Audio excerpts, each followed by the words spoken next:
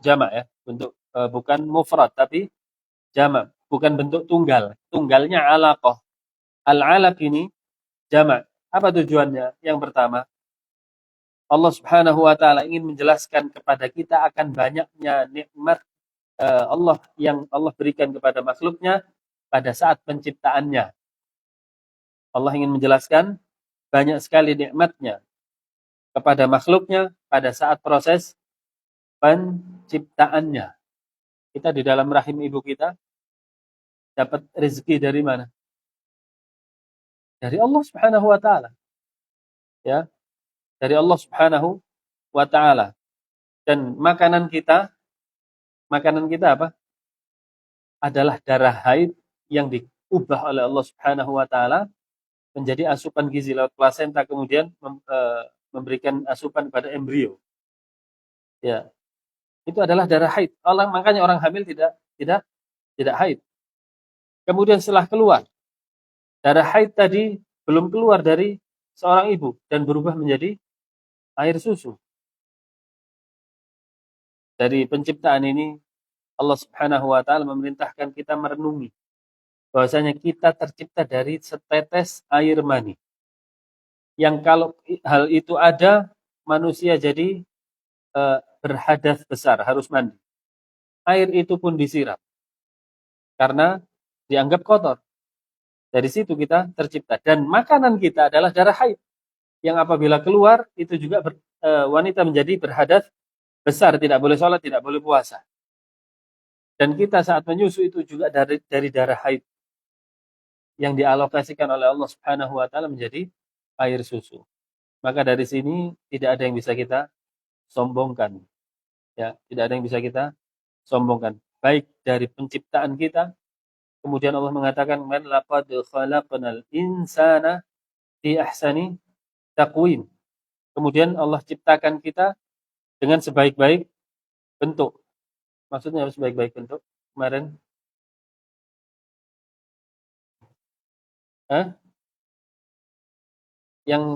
yang termasuk sebaik-baik bentuk mencakup jasmani dan rohani. Ya, jasmani dan rohani. Itu poin pertama, kenapa Allah menggunakan lafaz jamak pada al-alaq. Yang kedua, tujuan Allah menjelaskan dengan lafaz jamak al-alaq, segumpal darah, adalah pada setiap insan yang masih berada di rahim ibunya, sudah Allah sertakan benih-benih keturunannya. Sudah Allah sertakan benih-benih keturunannya di dalam rahim tersebut. Oleh karenanya menggunakan bentuk jamak. Janin tersebut memang satu janinnya, cuma di dalamnya ada calon-calon benih lagi yang sudah Allah sertakan di bayi tersebut. Mafhum insyaallah, bisa dipahami ya. Nah, oleh karenanya menggunakan bentuk jamak. Khalaqal insana min 'alaq. Nah, halaman 39.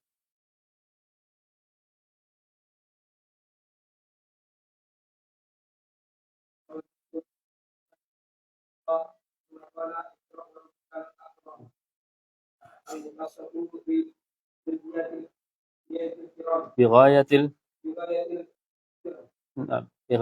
karam wa min karamihi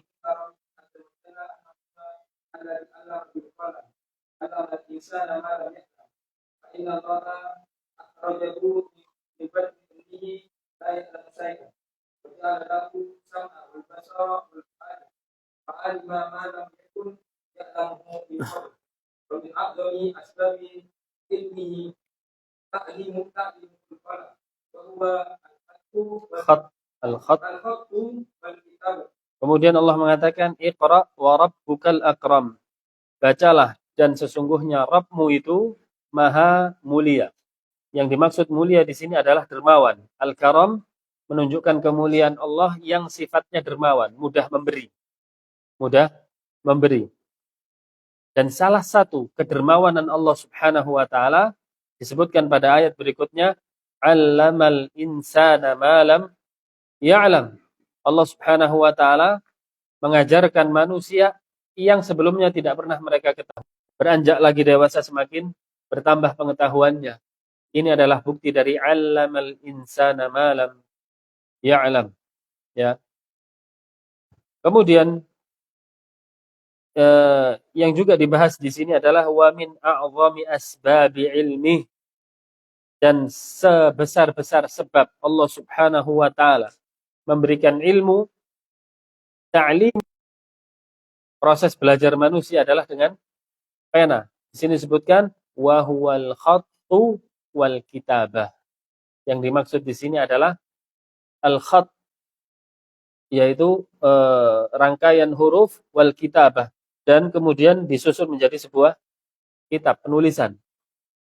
Ya, dan di sini terbukti bahwasannya Al-Qur'an, ya, pernah dikatakan oleh seorang Yahudi kepada saya, jangan menulis semua yang keluar dari lisanmu, karena engkau manusia biasa, bisa marah, bisa senang, ya, bisa sedih, sehingga tidak pantas untuk dinukil semuanya. Apa kata Rasulullah? Uktub, ya, tetap tulis yang dari saya, karena yang keluar dari lisan saya tidaklah melainkan kebenaran. Dan ini difirmankan juga kemudian sampai turun-temurun kepada para ulama sampai kepada kita. Alladzi 'allama bil qalam. Allah Subhanahu wa taala mengajarkan ilmu melalui perantara pena. Was.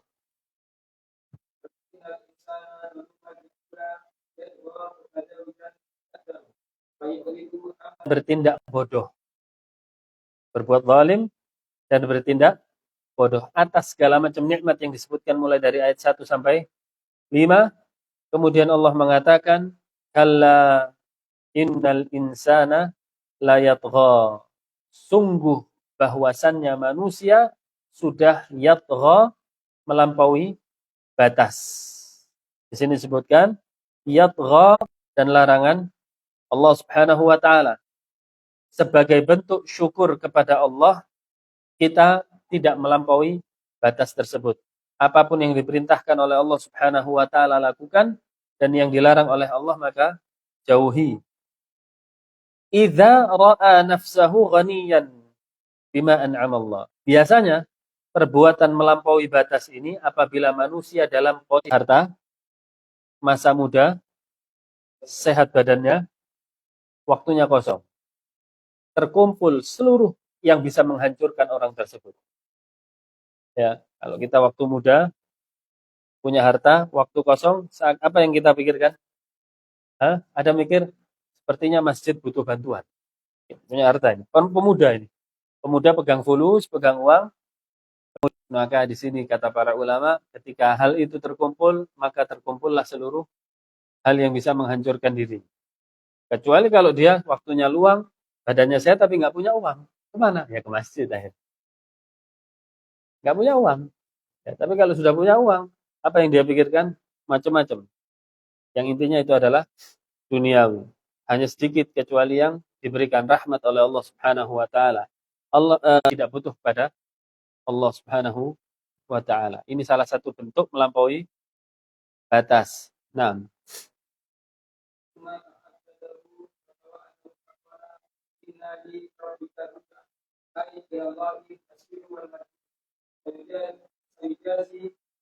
kulla kulla insanin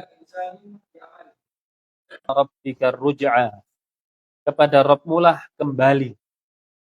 Ya, kepada Rabbmu lah kalian kembali. Dan ketika kembalinya tersebut tidak terpatok dengan usia. Bisa saja masa muda kemudian Allah perintahkan kembali, kita kembali. Ya, tidak terpatok dengan usia. Disebutkan ilallahil masir radiyatan mardiyah. Ya, dengan kondisi diridhai oleh Allah Subhanahu wa taala. Wa sayujazi kulla insanin bi'amalihi. Ketika pulang kepada Allah adalah tempat seseorang tersebut dibalas atas seluruh amalnya. Nah,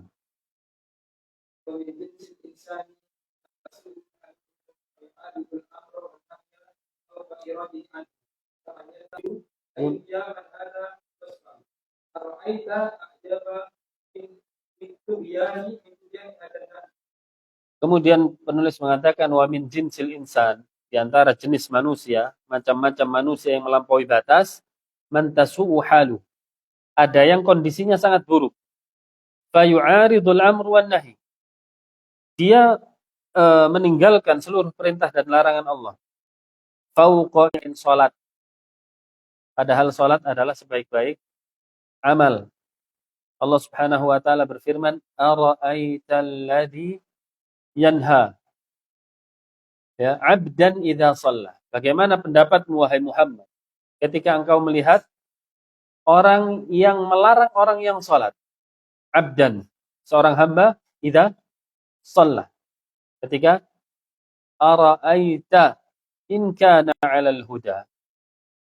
Bagaimana jika yang engkau larang itu justru berada di atas petunjuk? Yang dilarang adalah Nabi Muhammad.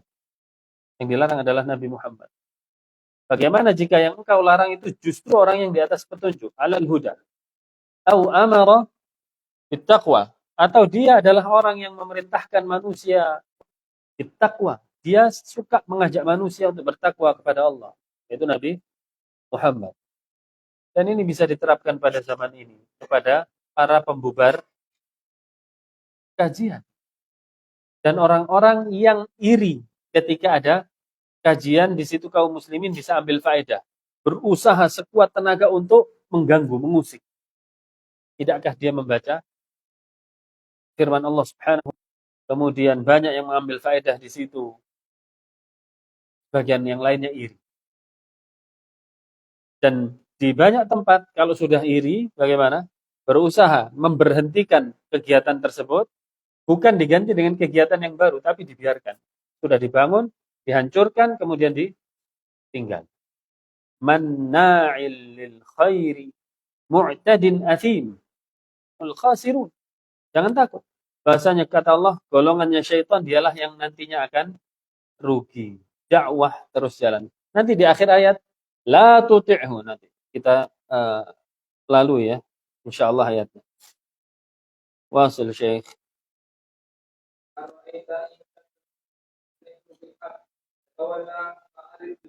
Dan dia yang berpaling dari kebenaran.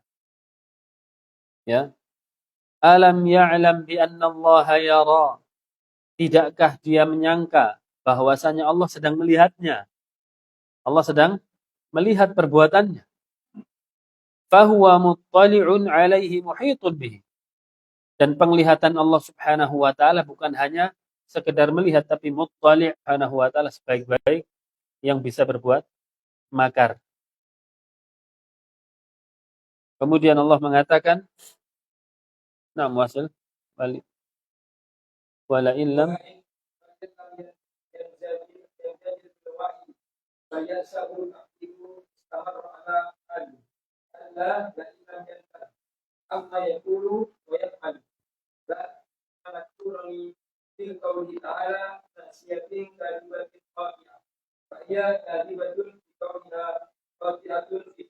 Naam.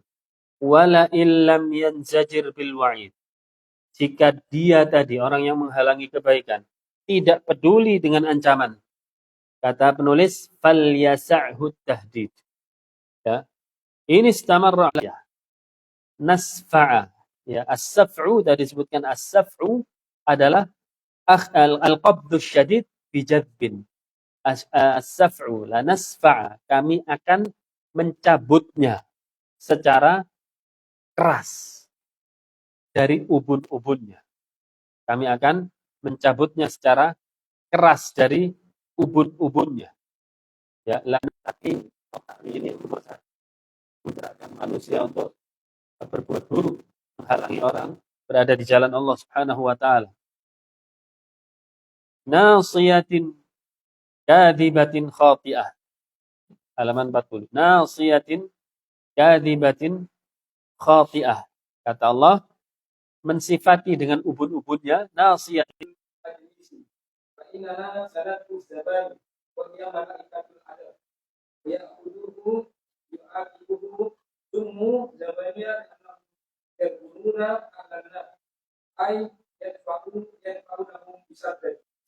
Kata Allah, falyad'u nadiyah. Silahkan panggil nadiyah, gengnya, grupnya, az-zabaniyah. Siapa az-zabaniyah? Malaikat yang bagian menyiksa di neraka. Dikatakan summu zabaniyatan di sini. Summu zabaniyatan dinamakan zabaniyah li'annahu yazbunun. Ya, karena dia tugasnya adalah yazbunun, menyiksa. Menyiksa, makanya namanya zabaniyah.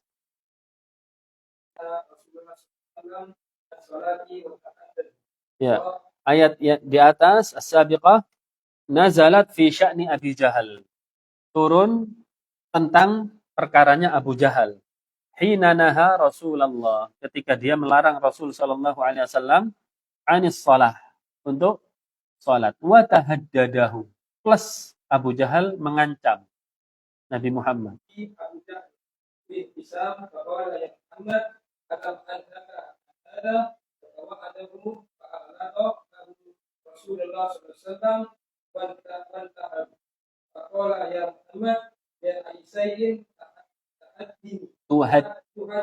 Tuhaddiduni tuhaddiduni. Dulu pernah Rasul sallallahu alaihi wasallam itu salat di maqam Ibrahim. Di sisi Ka'bah ada maqam Ibrahim. Biasanya kalau orang setelah salat, setelah tawaf, kemudian disunahkan salat di maqam Ibrahim. Famarra bihi Abu Jahal bin Hisham. Maka lewatlah Abu Jahal bin Hisham di hadapan Nabi sallallahu alaihi wasallam. Faqala ya Muhammad. Abu Jahal mengatakan, wahai Muhammad. Kemudian wa tawa'adahu. Abu Jahal pun mengancamnya. Fa'aghladha lahu Rasulullah sallallahu alaihi wasallam wa antaharahu. Bersikap bengis dia kepada Rasulullah dan membentaknya. Faqala ya Muhammad. Abu Jahal mengatakan, wahai Muhammad, bi ayyi syai'in tuhaddiduni? Dengan apa engkau mau melawanku? Ya, di mana? Di Makkah. Maka Allah menurunkan ayatnya, falyad'u nadiyah, sanad'u zabani. Silahkan suruh panggil seluruh pengikutnya, kami akan turunkan az-zabaniyah. Wa qala Ibnu Abbas,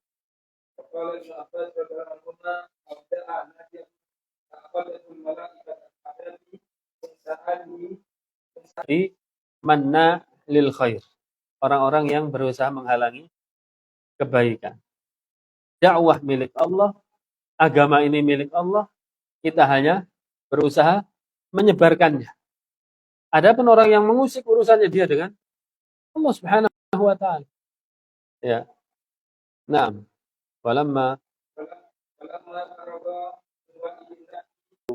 la tuti'hu, jangan taati dia. Ya. Dakwah jalan terus. Jangan ditaati. Tidak ada hubungannya. Justru orang-orang yang menghendaki keburukan akan mendapatkan bala dari Allah Subhanahu wa taala. Nah, terus ketika diganggu, ini resep ya. Ketika diganggu, ketika kita sedih, ketika kita dizalimi, bisa menggunakan ayat ini. Apa kata Allah? Wasjud. Sujud. Ya, sujud. Di dalam ayat yang lain juga sama perintah Allah Subhanahu wa taala.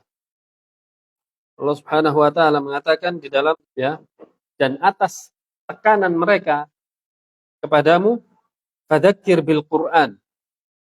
Ya.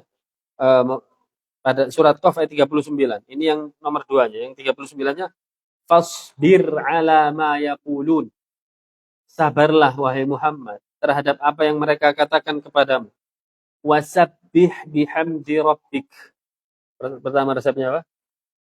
Bertasbih wa idbaras sujud. Dan ketika pada malam hari memujilah kepada Allah Subhanahu wa taala dan tersungkurlah kepada Allah di dalam rangka bersujud. Ya, ini adalah resep ketika kita dibully. Dibully di dalam, maksudnya apa? Di dalam berdakwah, kemudian dibully, memang ini sudah sunatullah. Yang kedua adalah waqtarib. Setelah sujud, perintah untuk iqtarib, yaitu untuk menyembah Allah, memperbanyak ibadah kepada Allah Subhanahu wa taala. Dan disebutkan wasjud waqtarib karena di dalam hadis Nabi sallallahu alaihi wasallam, aqrabu ma yakunul abdu ila rabbih wa huwa, adalah orang-orang yang masih bisa diharapkan kebaikannya. Masih bisa diharapkan kebaikan dan gangguannya tidak sampai membinasakan kaum muslimin. Maka jangan doakan keburukan. Doakan kebaikan. Di dalam posisi sujud tadi, doakan kebaikan. Seperti contohnya siapa? Suku Daud yang mengajarkan Islam. Diminta oleh sebuah kaum. Dikirim oleh Nabi SAW. Ternyata di tengah jalan apa? Dibantai. Tidak lama kemudian, berselang kurang lebih 3 bulan, minta 70 orang. Ya, Nabi sudah enggan. Tapi karena alasan mereka untuk mengetahui Islam, supaya Islam tersebar. Lihat bagaimana Nabi SAW faham tentang Al-Quran. Yang pagi harinya dia mencari ma'isyah, mencari kayu bakar, kemudian dijual, uangnya dibagikan untuk ahlu suffah, orang-orang miskin yang ada di sekitar Masjid Nabawi. Malamnya mereka ajari Al-Quran orang-orang itu. Ini yang dibantai. Sehingga sedihlah Nabi SAW dan bagi para pengganggu untuk ancaman. Silahkan ganggu saya. Ketahuilah bahwasannya Rasul SAW mengatakan ittaqud da'watal mazlum. Hati-hatilah terhadap doanya orang yang dizalimi. Hati-hati. Ya. Kalau dia orang beriman, dia akan tergetar dengan dimasukkan ke sumur oleh Nabi SAW. Nah, hakadha, mau lanjut surat Al-Qadar, nampaknya bahasa tubuh antum mengatakan ya cukup sampai di sini. Fasjud waqtarib. Ada yang